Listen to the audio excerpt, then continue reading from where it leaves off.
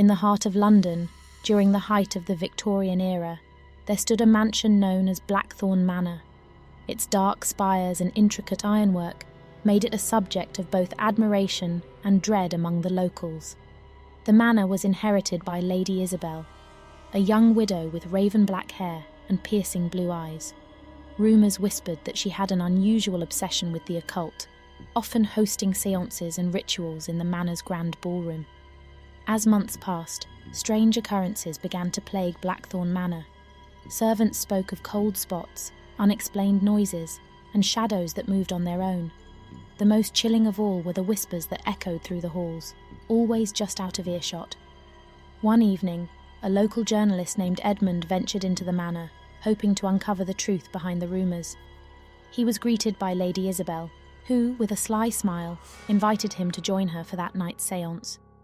The grand ballroom was dimly lit, with a large circular table at its centre. Around it sat a group of individuals, their faces obscured by veils and hoods.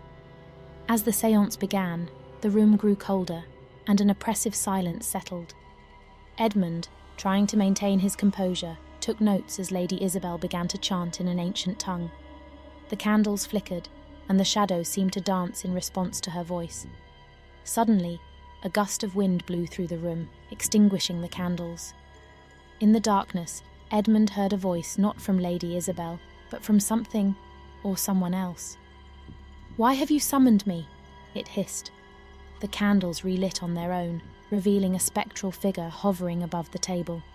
Its form was constantly shifting, like smoke, but its eyes were unmistakably human, filled with pain and anger. Lady Isabel, seemingly unfazed, addressed the spirit. "We seek knowledge," she declared, her voice unwavering. "Tell us of the veil between worlds and how we might traverse it."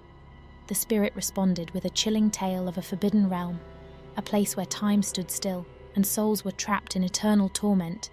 It spoke of a key, an artifact that could open the gateway to this realm, but it warned of the dire consequences of meddling with such power. Edmund, sensing the gravity of the situation, decided to intervene. "Lady Isabel," he implored, "you must not pursue this. The consequences could be catastrophic." But Lady Isabel's curiosity was insatiable. "Tell me where to find this key," she demanded of the spirit. The spirit hesitated, then whispered a location known only to a few. Over the next few days, Edmund tried to dissuade Lady Isabel from her quest, but she was resolute. She organised an expedition to retrieve the key, taking Edmund along, whether he liked it or not. Their journey led them to an ancient crypt, hidden beneath the streets of London. The air was thick with the scent of decay, and the walls seemed to pulse with a life of their own.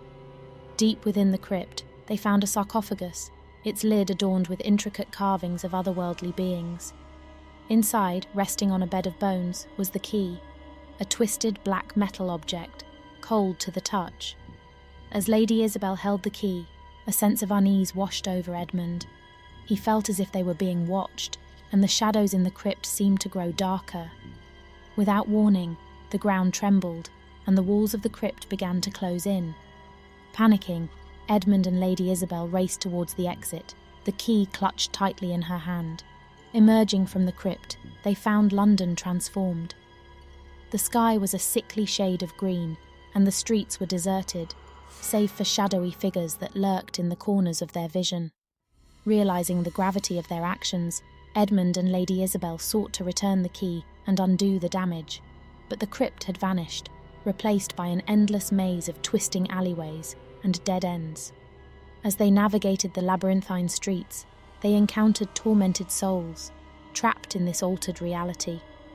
Each one had a tale of woe, a warning of the dangers of meddling with the unknown. Among the lost souls, they met a wise old woman who claimed to know a way to reverse the curse. She spoke of a ritual, one that required great sacrifice. With no other options, Lady Isabel and Edmund agreed. The ritual was to be performed at the stroke of midnight, at the very spot where they had first summoned the spirit. As the clock tower chimed, they began the ritual.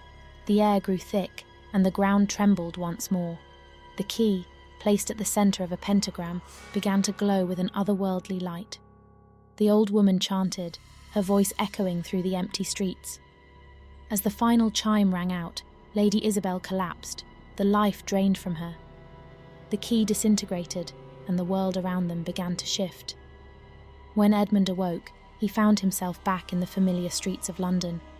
The sky was clear, and the city was bustling with life. But Lady Isabel was nowhere to be found. Edmund searched high and low, but there was no trace of Lady Isabel. The manor, once a symbol of dread, now stood as a silent testament to her sacrifice. Years passed, and the tale of Blackthorn Manor became legend. Edmund, forever changed by the events, dedicated his life to chronicling the supernatural and warning others of the dangers of the unknown. Yet, on certain nights, when the moon was full and the air was still, one could hear the faintest of whispers echoing through the halls of Blackthorn Manor, whispers of love, loss, and a promise to return.